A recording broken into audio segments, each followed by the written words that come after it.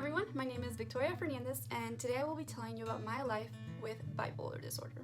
So before I begin, I want to introduce you guys to I Live to Inspire mental health YouTube channel. This is a project that my boyfriend Ramon and I are working on to really help other people by spreading awareness and spreading stories, so people will hopefully find their purpose in life and keep going and fighting through their struggles. In 2015, I got diagnosed with bipolar disorder, and it was an extremely difficult year for me. So I guess I'm going to start with when I was little and how that kind of foreshadowed what was going to happen later on in my life. So when I was very, very little, I started having really bad thoughts and really messed up thoughts. It was things like I felt like there was something else in my head that wasn't me. It was weird, and some of y'all might find this weird or creepy, and some will be like, I've gone through that too.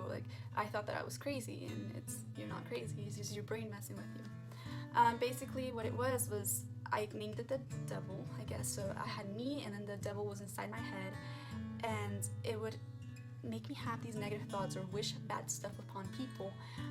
And I would try to fight it. I'd be I was like, I don't want to think about that. I don't want to think about that. That is not true. And it would be stuff with my parents, and it was if I don't tell my mom right now that I thought about that, she's gonna die. It was that kind of messed up, and something that no kid or no one at all should ever have to go through. But at that moment, I didn't know what was going on. So my parents took me to a psychologist, and I think that I got better, because when I look back, I don't really remember. I remember a time period where I wasn't thinking that all the time. But basically, those thoughts, I don't know if you're wondering now, if they're still here, they are, but in a different way. It's not me wishing bad upon people. It's if I don't do something, touch, I don't know, the couch or something, then I will die. Stuff like that. And I've had to learn to control it. One of the things that I would say, instead of actually doing the action, was may God forbid that happens. But I've tried to stop that too, and just say to my brain, stop doing that. Nothing's gonna happen if you don't take that action. If you don't turn your turning signal on when you're not supposed to. So it's stuff like that, which has gotten better, and I just kind of have learned to shush it down. And anyway, so once I get to junior high and high school, things start to come up again. I start to get really depressed. I had always been super emotional, since I was little. I got bullied because I was emotional. People didn't want to be friends with me because I cried so much, the crybaby and stuff like that. And that was really hard, but something that I learned to deal with. But then my sophomore year of high school, stuff started to get really bad. My brain really started to take over, and I started having very suicidal thoughts. I just didn't want to live here anymore. And it's really shattering, watching your mom cry and asking, she would be like, what did we do to make you not want to live in this world anymore? And they didn't do anything. All they've done is love me, and it broke my heart that they felt like that. But my brain was controlling my thoughts, and I was just so depressed, and I felt like I was a burden on everybody's life. I felt like I didn't deserve anything, that I was good for nothing, that it was just a lot. And it got to the point where I would go to school, and I felt like my body was there, but I wasn't there. It was just I don't know, it was like a ghost walking, it was just really weird, because I didn't feel like I was alive. It might not make sense, or it might make sense for some people, but you just feel like you're really not here. People talk to you, and you're yeah, this and that, but you're not really engaged. You're kind of in a different world, and it's really, really sad, because you're not living life. And I started to lose my purpose. I remember this one distinct conversation with my dad. We were in his room, and my mom was there too, and I was just what's the point of life? We graduate, and then we start a family if we want to, we have children if we want to, but then we just die. So I really did not see any joy in anything. You know, I really thought that there was no point on living. I really didn't. And the time where it became so bad that they had to take me to a psychiatrist was one night. My parents went out and I stayed with my little sister. And it's kind of sad because my sister, you know, there's like things that she's written about. To my boyfriend, she was like, I used to always see her cry, and then now that she's like with you and I see her so happy, and those are things like, you know, she remembers those, like she really, really remembers those things, and me crying a lot and suffering, and that made her really sad. And it makes me sad now that she had to see that. And so then that was that one night. My parents go out to I don't know what they did, but they went out, and I start crying. Once they leave, I just wanted to cry and cry and cry and cry. And my sister's asking me, why are you crying? I was just like, I just watched a movie that made me sad, which was so not true, obviously. But I just keep crying to the point that I felt numb.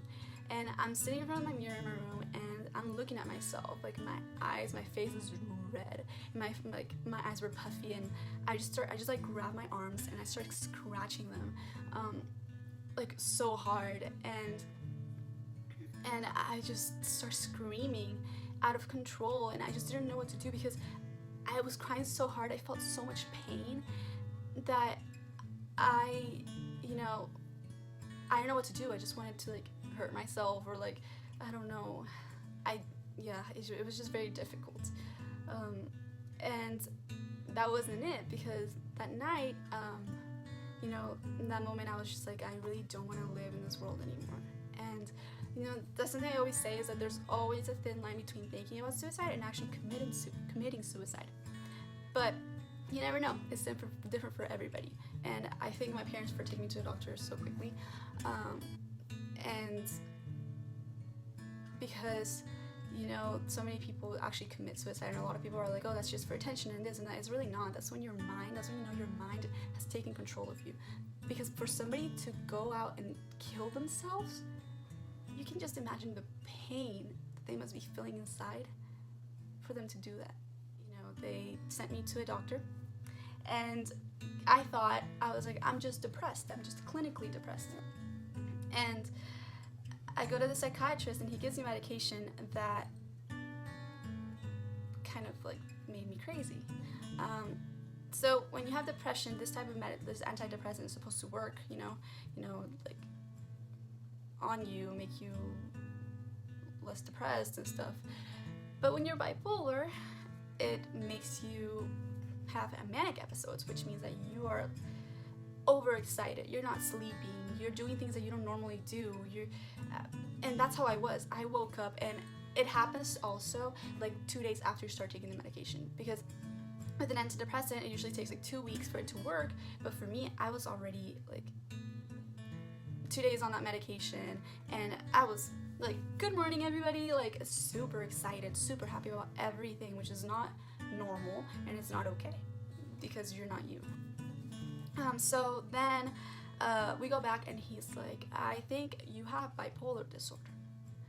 And I was like, no way, like that's for crazy people. That was my mindset back then. And obviously that has changed a lot, but that was my mindset back then. And I didn't want to accept it. And we went to a different doctor, which is the doctor that I have right now, and he was like, you do have bipolar disorder. And I remember when I got diagnosed, that was very difficult, because you have this stigma, first of all, that you think you're like, I'm not crazy. And by the way, if you have a mental disorder, you're not crazy. We're not crazy, like, at all. There's so many positive things that like having this like mental illness has brought to me, endless. I would not change one thing about myself, because I feel like it all happens for a reason. But I come home that day, and I go see my friends, and I was just like, I have to tell you guys something. And I was scared, because like people have like this huge stigma surrounding different mental disorders. So I told them, and I literally started bawling, and they all hugged me, and they were like, we're here for you, whatever you need. And you need those people in your life. even if they're not like forever, they were very important to me at that point. So then, you know, after that, I start to like realize, okay, I have bipolar disorder. Yes, this is something I'm gonna have to live with for the rest of my life. It makes me different. I'm gonna have to take medications, and what can I do? So I kind of start accepting it, but I start taking medications, and it's not like you're gonna get better from one day to another, because it doesn't happen like that. Like, it's taken me a long time to really stabilize. And last year, 6 months ago, I changed medications. So it's not easy. There's side effects. There's a lot of things that happen. And so I was still depressed at the beginning, but I did do things to try to help myself. I went to the gym, I did yoga, and the most important thing that I did was I joined Best Buddies. I became an officer of Best Buddies, which is a program for individuals with disabilities in schools.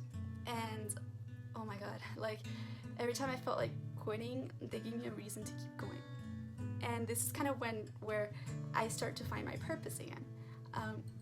So there was this one time that I was just feeling dead inside. You know, I was just not there. And I walk into the school, and Jake, Pablo, Kenneth were all there, and they like hugged me. And I felt in that moment that honestly, they understood what I was going through in some way. They knew that there was something wrong with me, and they helped me keep going. And one of the days that I felt very suicidal, I went to school, and I went to visit the kids from Best Buddies. And when I went to the room, one of the kids named Kenneth, I was leaving, he was like, "Hey Vicky, I love you." And you know, like those words have always stuck with me, because I was like, if somebody like them, who only know love and hope and see the world with such like pure eyes, needs me, then I need to keep living life so I can help them. Because honestly, when you join that club, you're not really doing anything for them, they're doing the most for you. And they made me so happy, and I would recommend for anybody that can join the club or anything in school, it's the best thing.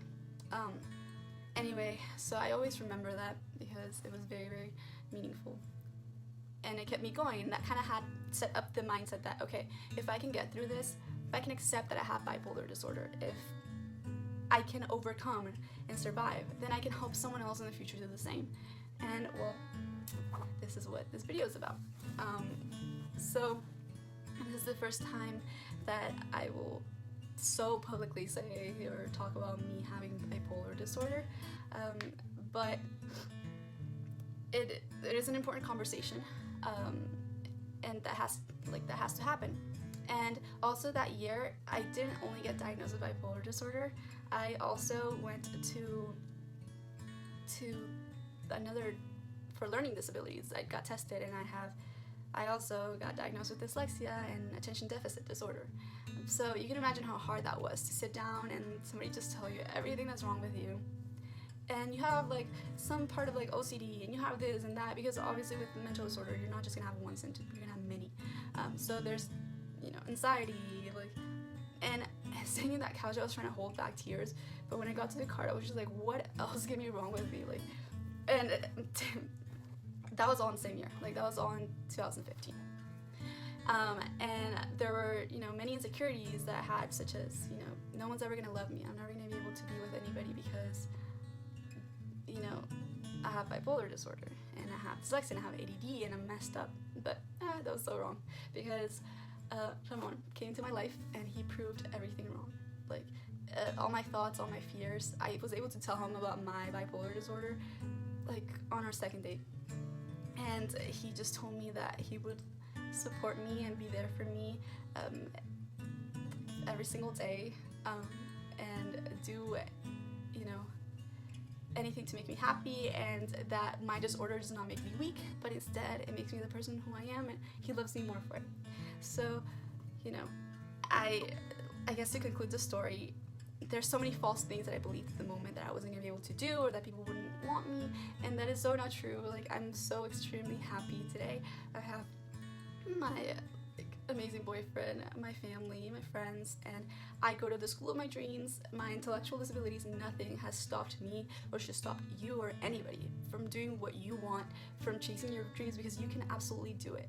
If you choose to take your disability as your biggest strength, you'll go anywhere in life. So I hope you guys like this video. If you want to see more, please subscribe and like, and please comment whatever else you guys want to hear about. I have a lot of ideas, but I also want to know what you guys think. So always remember that there is always a light at the end of the tunnel, and a bad day does not mean a bad life.